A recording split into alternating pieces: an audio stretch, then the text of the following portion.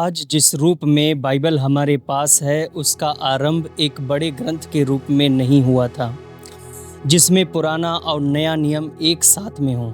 जैसा कि हम देखते हैं एक लंबी चैन प्रक्रिया के द्वारा यह अस्तित्व में आई जिसे कैननाइजेशन कहते हैं। कैनन के बारे में लेक्चर नंबर 3 में मैंने बहुत सी बातों को बताया, इसलिए आप उसे जरूर देख लें।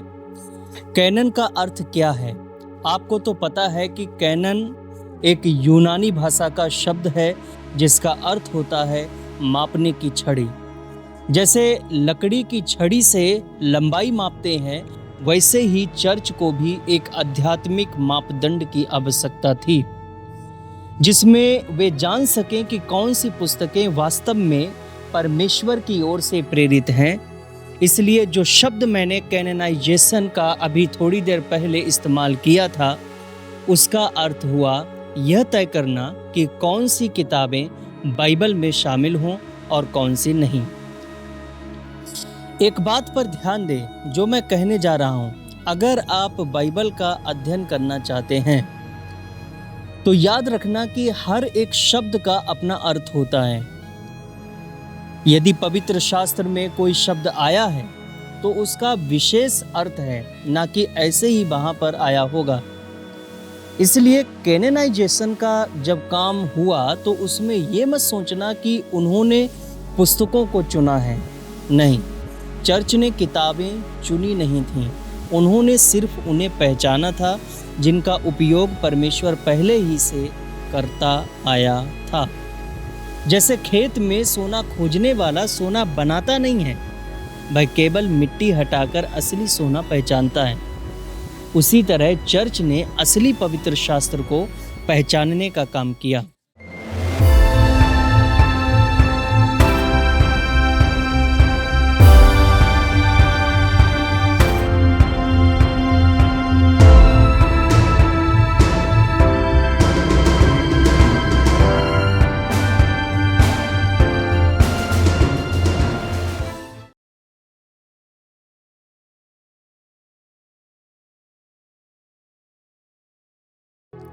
इब्रानी पवित्र शास्त्र और हमारे पास जो बाइबल का पुराना नियम है उसमें क्या अंतर है, उसके बारे में अब मैं बात करना चाहता हूं।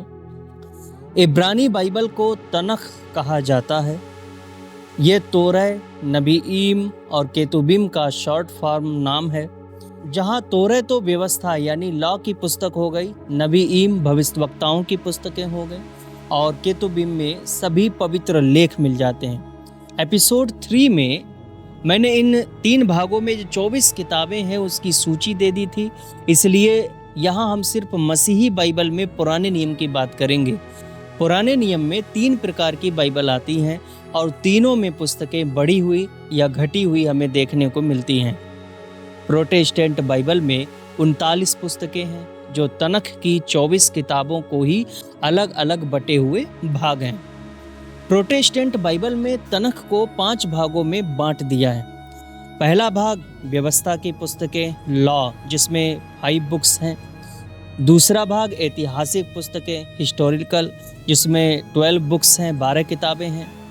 और तीसरा भाग है काव्यात्मक या ज्ञान की पुस्तकें, पोएट्री एंड विजडम, जिसमें 5 बुक्स हैं, 5 पुस्तकें आती हैं। और चौथा भाग है बड़े भविष्यवक्ता, मेजर प्रॉफिट्स, जिसमें 5 बड़े भविष्यवक्ता आते हैं, उनकी पुस्तकें हैं। और 5वां भाग लघु भविष्यवक्ताओं का, माइनर प्रॉफिट्स, जिसमें 12 नबियों की पुस्तकों को रखा गया है। इस प्रकार ये मिलकर 39 बुक्स, 39 पुस्तकें बनाती है जो पूरी तरह से तनख का ही भाग है। अब बात करते हैं कैथोलिक बाइबल की, जिसमें 46 बुक्स रखी गई हैं, 46 किताबें पाई जाती हैं। इसमें तनख के अलावा 7 अतिरिक्त पुस्तकें होती हैं जिन्हें ड्यूटरो कैनोनिकल बुक्स कहा जाता है। ये यहूदी परंपरा में नहीं थी, लेकिन यूनानी अनुवाद सेप्टुअजिंट में थी। जब सेप्टुअजिंट का अनुवाद हुआ तो इनका भी हुआ। सेप्टुअजिंट के बारे में और द्वितीय सूची के बारे में भी पिछले लेक्चर में मैं बात कर चुका हूँ। कैथोलिक पवित्र शास्त्र में वो 7 बुक्स कौन कौन सी हैं? पहली टोबीत, दूसरी यूदीत, तीसरी सुलेमान का प्रज्ञा ग्रंथ, चौथा प्रवक्ता ग्रंथ जिसे यीशु पुत्र सिराख भी कहा जाता है, और पांचवा बारूक जो यिर्मयाह का मुंशी था, और छठवीं पहला मक्काबी, और सातवां है दूसरा मक्काबी। इसके अलावा दानियल की पुस्तक में और एस्तेर की पुस्तक में कुछ एक्स्ट्रा अंश भी आपको देखने को मिलेगा जो प्रोटेस्टेंट बाइबल में नहीं है। अब अगर पूर्वी ऑर्थोडॉक्स बाइबल की बात करें तो उसमें 49 बुक्स हैं, 39 से भी अधिक किताबें हैं जो कैथोलिक से भी ज़्यादा विस्तृत हैं। कुछ कलीसियाओं में तीसरा मक्काबी, चौथा मक्काबी, पहला एस्त्रास, दूसरा एस्त्रास जैसी पुस्तकें भी मान्य हैं।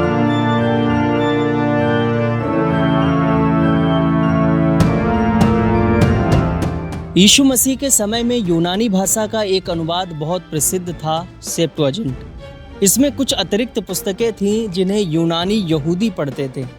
आरंभिक मसीही चर्च ने इसी यूनानी अनुवाद को अपनाया था क्योंकि नए नियम के लेखक अक्सर उसी से उद्धरण करते थे। 90 ईस्वी में जामनिया परिषद में यहूदियों ने केवल 24 इब्रानी पुस्तकों को स्वीकार किया और यूनानी किताबें अस्वीकार कर दीं। प्रोटेस्टेंट परंपरा ने इसी के आधार पर पुराना नियम सीमित कर लिया। 16वीं सदी में प्रोटेस्टेंट धर्म सुधार आंदोलन के दौरान मार्टिन लूथर ने कैथोलिक बाइबल की ड्यूटरोकैनोनिकल किताबों को बाइबल से बाहर कर दिया। उन्होंने इन्हें एपोक्रिफा कहा, जिसका मतलब होता है संदिग्ध लेख। एपोक्रिफा शब्द एक यूनानी शब्द से निकला है जिसका अर्थ होता है छिपा हुआ या गुप्त, और आज ये उन पुस्तकों की ओर संकेत करता है जो अलग की गई हैं या जिन्हें द्वितीय स्तर दिया गया है। द्वितीय सूची भी इनको बोलते हैं। ड्यूटरोकैनोनिकल वह शब्द है जिसे कैथोलिक लोग इन पुस्तकों को दर्शाने के लिए प्रयोग करना अधिक पसंद करते हैं, अर्थात पुस्तकें जो कैनन के बाद की एक तिथि पर सम्मिलित की गईं। इस प्रकार इन पुस्तकों की अलग पहचान इब्रानी पवित्र शास्त्र की पुस्तकों से की जाती है। सन 1600 ईस्वी से कुछ प्रोटेस्टेंट मसीही केवल इब्रानी पुराना नियम की पुस्तकों का ही प्रयोग करने लगे, जबकि रोमन कैथोलिक और पूर्वी ऑर्थोडॉक्स मसीहों ने कुछ या सभी एपोक्रिफल, जिसे ड्यूटरोकैनोनिकल पुस्तकें भी कहा जाता है, का प्रयोग भी जारी रखा। नए नियम में करीब 300 से अधिक उद्धरण पुराने नियम से लिए गए हैं।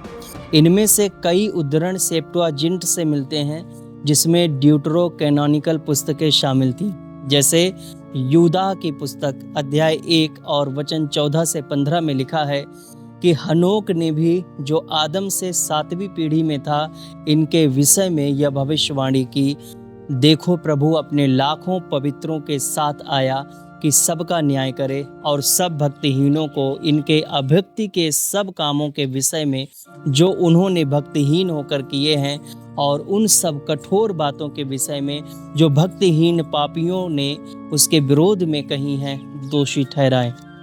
इस वचन में आपने देखा कि नए नियम में यूदा की पुस्तक में हनोक की पुस्तक का जिक्र होता है जो कैनन में नहीं है पर उपयोगी मानी जाती थी। तो जो ड्यूटरोकैनोनिकल पुस्तकें हैं ये विश्वास, नैतिकता और ऐतिहासिक घटनाओं के लिए अत्यंत मूल्यवान हैं, और प्रोटेस्टेंट परंपरा भी इन्हें नैतिक शिक्षा के लिए उपयोगी मानती है, लेकिन परमेश्वर प्रेरित नहीं मानती है।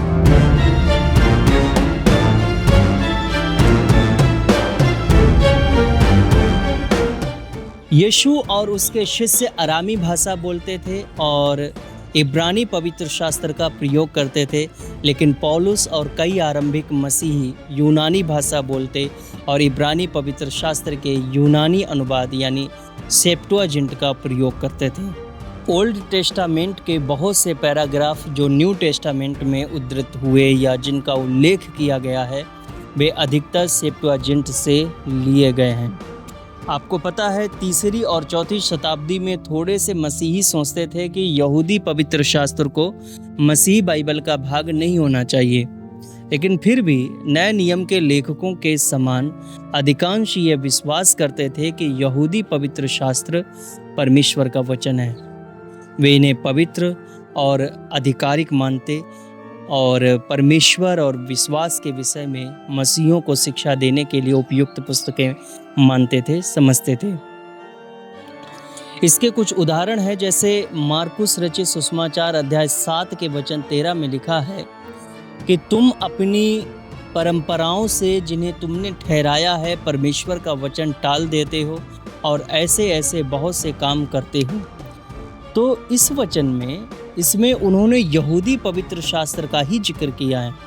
रोमियो अध्याय 3 के वचन 2 में लिखा है, हर प्रकार से बहुत कुछ पहले तो यह कि परमेश्वर के वचन उनको सौंपे गए। यहाँ भी आप यहूदी पवित्र शास्त्र का ही उपयोग होते हुए देखोगे। ऐसे ही दूसरा तिमुथियुस अध्याय 3 वचन 16 और इब्रानियों अध्याय 1 वचन 1, जहां आप परमेश्वर का पवित्र शास्त्र का उपयोग होते हुए देखोगे। कहने का अर्थ यह है कि उनका तर्क यही रहा होगा कि यीशु ने भी मत्ती अध्याय 5 के वचन 17 से 19 में कहा था कि वह व्यवस्था और भविष्यवक्ताओं की पुस्तकों को लोप करने नहीं परंतु उनको पूरा करने आया। कल्पना कीजिए कि आप पहले शताब्दी के रोमन साम्राज्य में हैं। चारों ओर चर्चाएं फैल रही हैं। एक व्यक्ति था जो मरे हुओं में से जी उठा। लोग उसे मसीह कहते हैं। क्या यह सब सच है? यीशु मसीह की मृत्यु और पुनरुत्थान के बाद उनके शिष्यों ने पूरी दुनिया में जाकर खुशखबरी यानी कि सुसमाचार सुनाना शुरू किया। शुरुआत में ये बातें मौखिक परंपरा से चलती रहीं, यानी लोगों ने यीशु के जीवन, चमत्कार और शिक्षाओं को एक दूसरे को सुनाकर बताया। लेकिन जैसे जैसे समय बीतता गया, शिष्य बूढ़े होने लगे और प्रताड़नाएं बढ़ने लगीं। इसलिए शिष्यों और विश्वासियों ने सोचा हमें ये बातें लिख लेनी चाहिए ताकि जब हम ना रहें तब भी सत्य बना रहे। उस समय रोमन साम्राज्य की आम बोलचाल की भाषा ग्रीक लैंग्वेज थी, यूनानी भाषा थी। ये भाषा आम लोगों को समझ में आती थी, इसलिए सुसमाचार फैलाने के लिए इस भाषा में लिखना आवश्यक जान पड़ा। कुछ अंश अरामी भाषा जो कि यीशु मसीह की मातृभाषा थी में बोले गए थे, लेकिन लगभग पूरा नया नियम ग्रीक में लिखा गया। नए नियम में 27 पुस्तकों को रखा गया और इसके बारे में भी पिछले लेक्चर में सबको बता चुका हूँ कि इन 27 पुस्तकों का चुनाव कैसे हुआ था। इन पुस्तकों को 4 भागों में बांटा जा सकता है। पहला सुसमाचार, दूसरा इतिहास, तीसरा पत्रियां और चौथी भविष्यवाणी।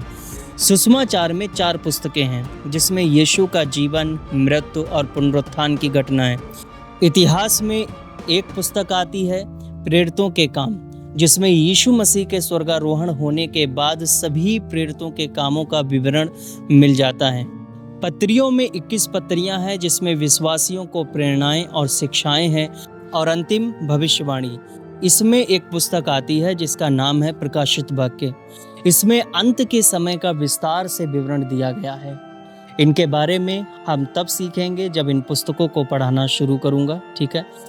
प्रोटेस्टेंट, रोमन कैथोलिक और पूर्वी ऑर्थोडॉक्स कलीसियाओं में से सभी ने नया नियम की 27 पुस्तकों को कैनोनिकल माना है और उन्हें अपनी बाइबल में लगभग एक समान क्रम में जगह दी है।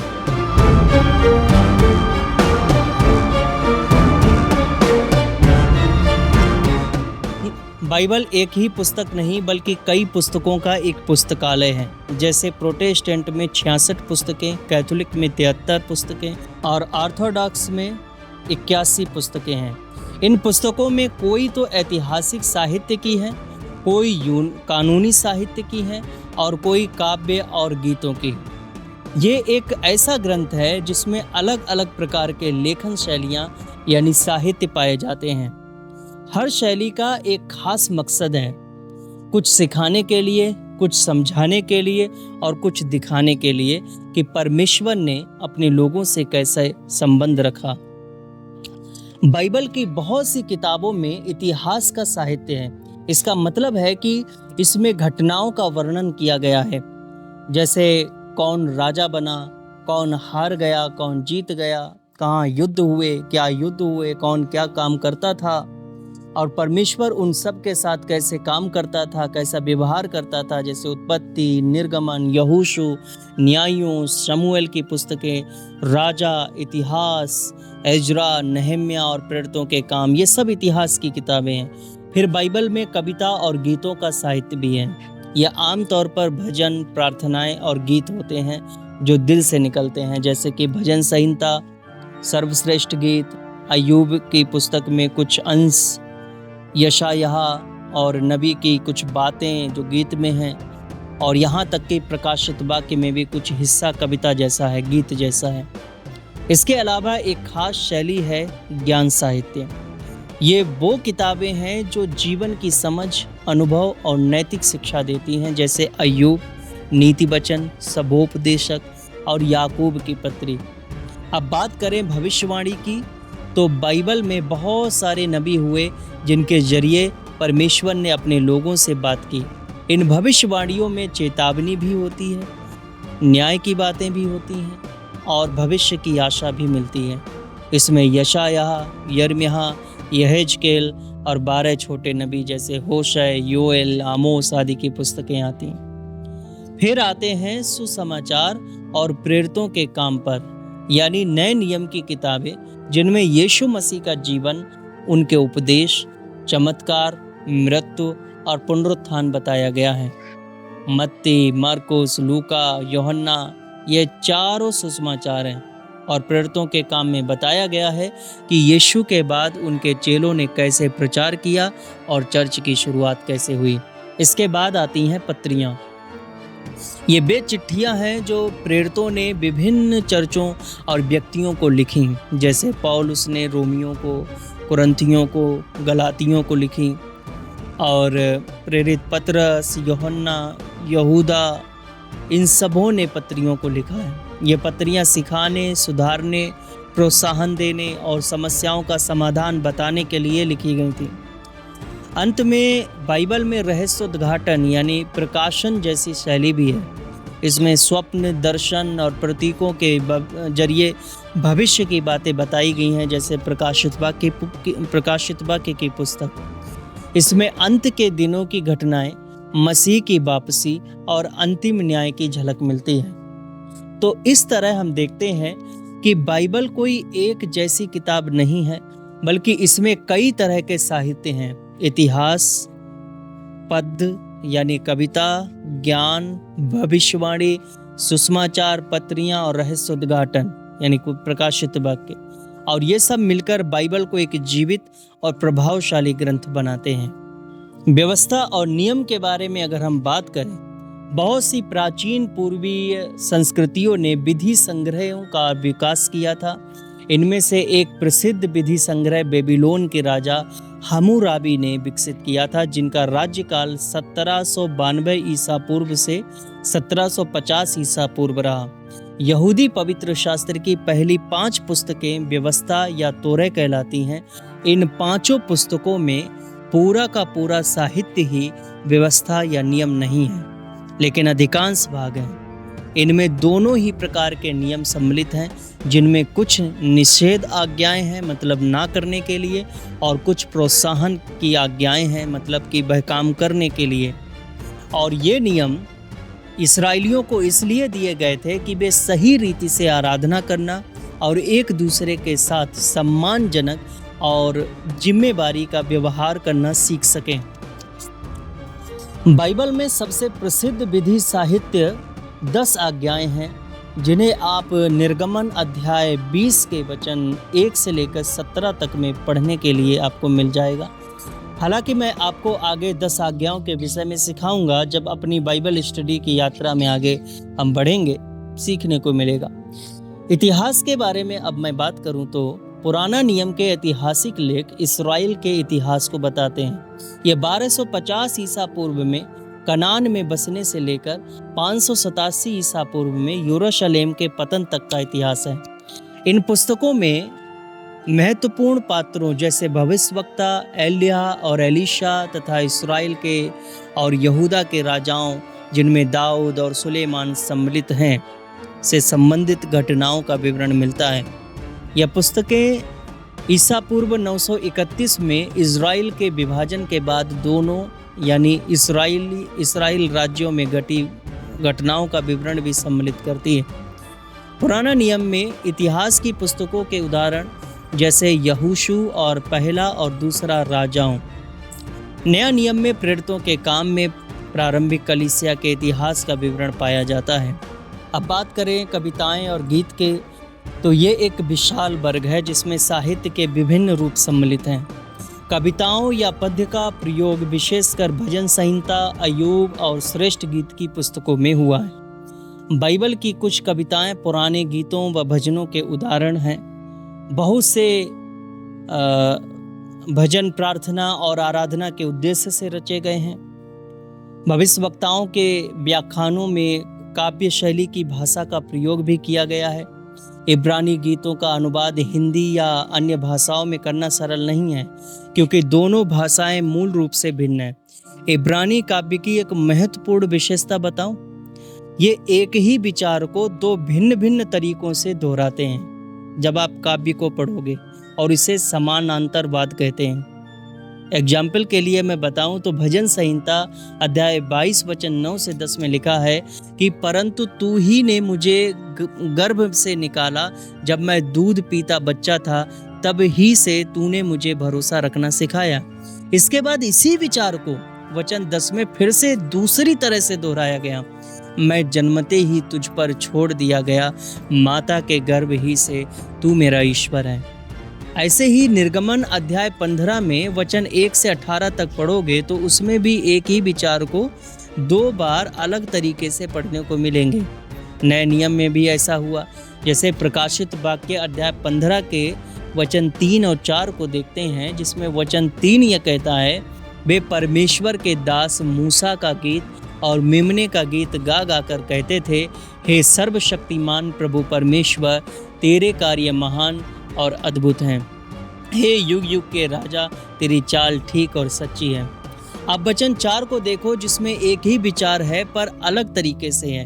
हे प्रभु, कौन तुझसे न डरेगा और तेरे नाम की महिमा न करेगा, क्योंकि केवल तू ही पवित्र है। सारी जातियां आकर तेरे सामने दंडवत करेंगी, क्योंकि तेरे न्याय के काम प्रकट हो गए हैं। ऐसा लगता है दूसरा विचार पहले विचार का उत्तर है। ये सिर्फ इब्रानी काव्य में ही देखने को मिलता है।